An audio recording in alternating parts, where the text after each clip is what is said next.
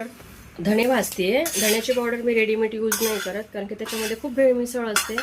लाकडाचा भुसा वगैरे असं ऐकण्यात आलं की टाकला जातो आणि त्याची टेस्ट पण नाही लागत. तर मी घरी असं धणे भाजून छानशी धणे पावडर करून ठेवते. ड्राय भाज्यांमध्ये वगैरे खूप छान टेस्ट लागते याची. आणि छान भाजले ना की त्याची पावडरचा स्मेल पण खूप खूप सुंदर येतो. असे छान भाजून त्याची पावडर करून ठेवायची. तर मच्छी बनवली मी, तवा मच्छी फ्राय बनवून झाल्यावर दाखवते मी. जर कोणाला पाहिजे असेल याची रेसिपी तर मला कमेंट सेक्शनमध्ये सांगा. मी त्याची भाजी बनवायची पद्धत तुम्हाला मी नक्की सांगेन.